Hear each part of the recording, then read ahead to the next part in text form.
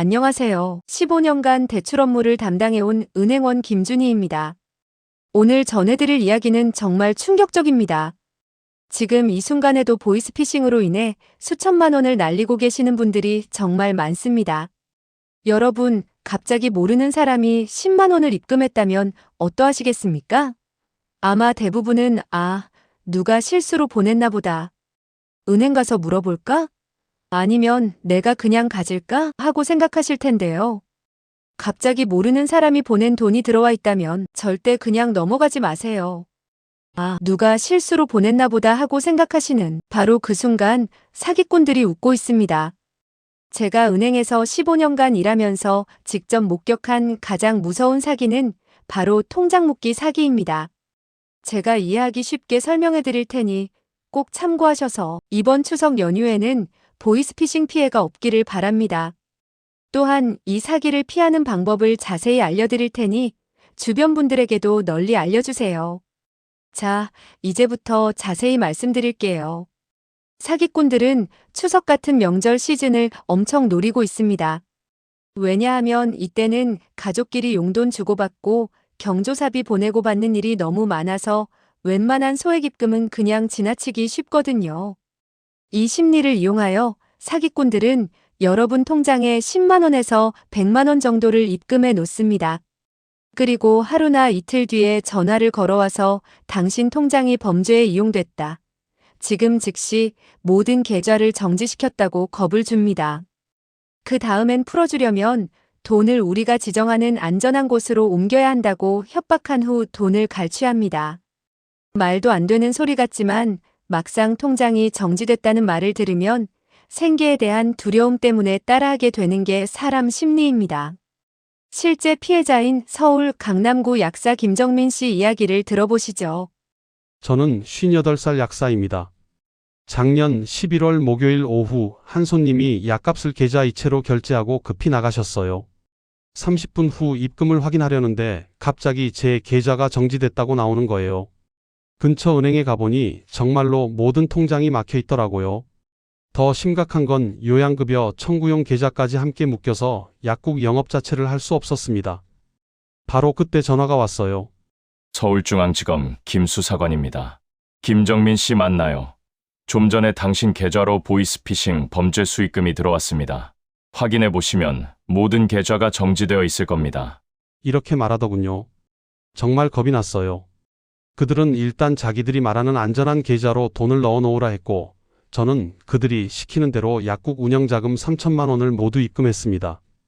하지만 그 이후 연락이 완전히 끊어졌죠. 그제야 사기라는 걸 깨달았죠. 더 가슴 아픈 이야기도 있습니다. 부산의 55세 박정민 씨도 비슷한 경험을 하였는데 한번 들어보시죠. 안녕하세요. 부산에 사는 박정민입니다. 작년 추석 연휴에 저희 첫째 형님 이름으로 30만 원이 입금됐습니다. 가끔 형님이 제 딸에게 용돈을 주시기에 명절이라 보냈나 싶어서 딸에게 그대로 이체해줬어요.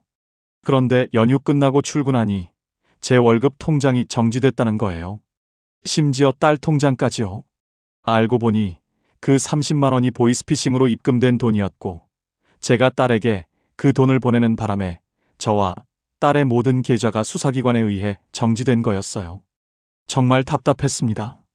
저희는 완전한 피해자인데도 몇 달 동안 모든 통장이 정지됐어요.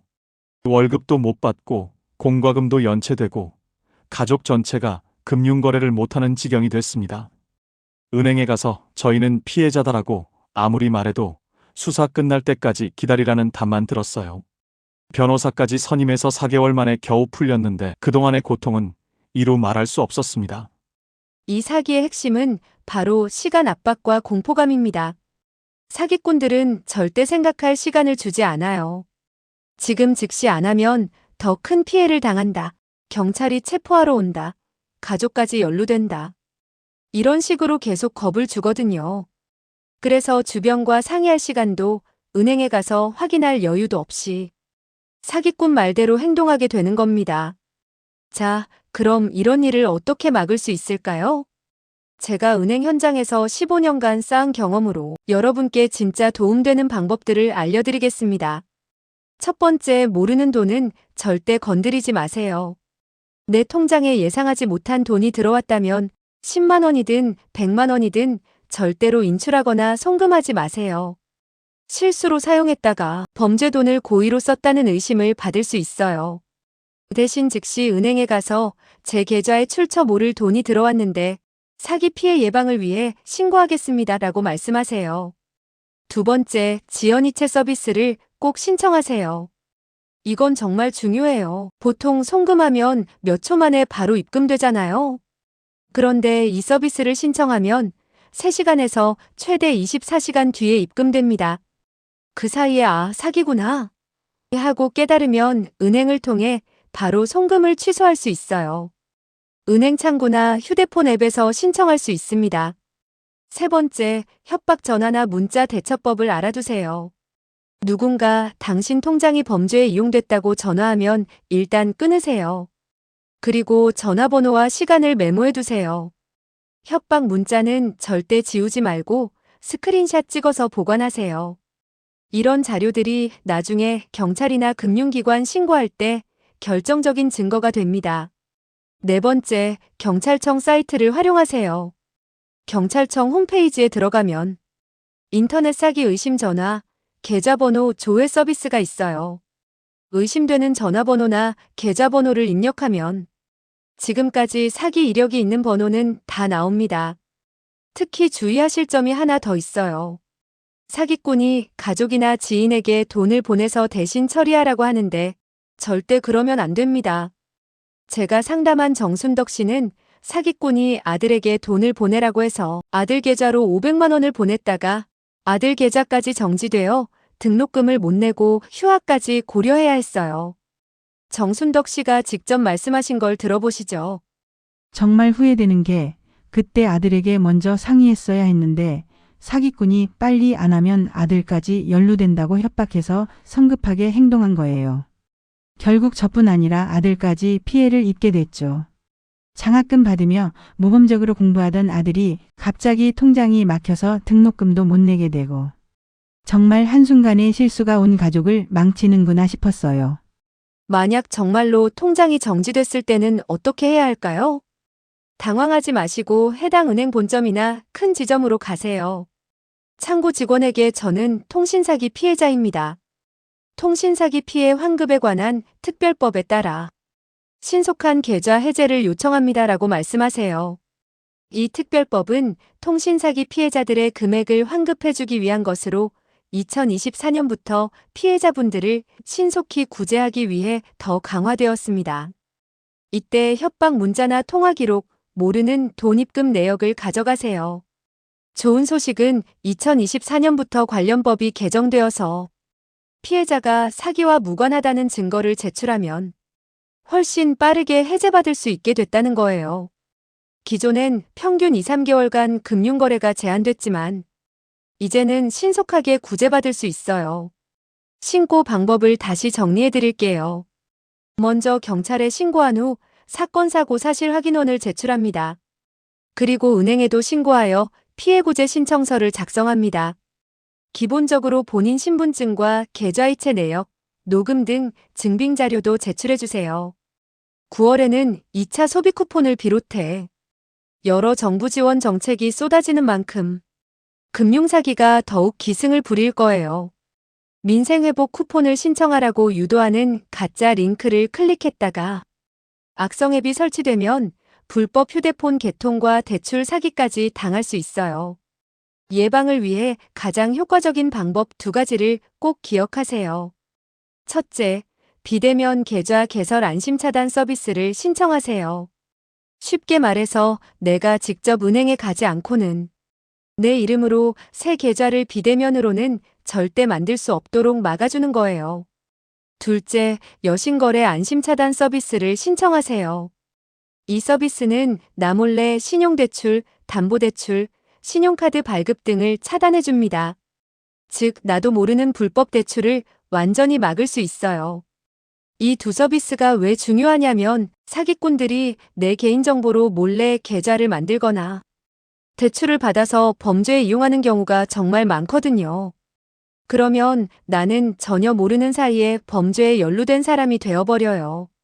하지만 이 서비스들을 미리 신청해 놓으면 그런 일을 원천적으로 차단할 수 있습니다. 정말 좋은 점은 한 은행에서 신청하면 전국 모든 금융기관에 동일하게 적용된다는 거예요. 예를 들어 국민은행에서 신청하면 우리은행, 신한은행, 농협, 새마을금고 등 모든 곳에서 똑같이 적용돼요. 현재 약 3,600개 금융기관이 참여하고 있으니까 정말 든든한 보호막이 되는 거죠. 신청도 어렵지 않아요. 주로 이용하는 은행에 가서 비대면 계좌 개설 안심차단과 여신거래 안심차단 서비스를 신청하고 싶습니다. 라고 말씀하시면 됩니다. 신분증만 가져가시면 되고 수수료도 없어요. 은행 앱에서도 신청할 수 있지만 어르신들은 직접 은행에 가서 직원에게 부탁하시는 게 더 확실해요. 추석 같은 명절에는 더욱 주의해야 해요. 이때 정부에서 여러 지원 정책을 발표하거든요. 소상공인 지원금, 지역 재난지원금, 소비 쿠폰 같은 것들 말이에요. 사기꾼들이 이걸 교묘히 이용해서 정부 지원금 신청하세요. 추석 특별 소비 쿠폰 받아가세요. 이런 문자나 카톡을 보내요. 링크를 누르도록 유도하는데 클릭하는 순간 휴대폰에 악성 앱이 자동으로 설치됩니다. 68세 최영덕 어르신의 실제 경험을 들어보세요. 저는 스마트폰을 잘 못 다뤄서 항상 조심했는데 재작년 12월에 정부 재난지원금 300만 원 신청하세요. 지금 클릭하시면 바로 받을 수 있습니다라는 문자를 받았어요. 코로나 때문에 힘든 시기라 정부에서 지원금을 준다는 얘기가 많았거든요. 진짜 정부에서 보낸 건가 보다 하고 링크를 눌렀어요. 그 후로 휴대폰이 이상하게 느려지더라고요. 며칠 뒤 은행에서 전화가 왔어요. 고객님 명의로 대출 신청이 들어왔는데 맞나요?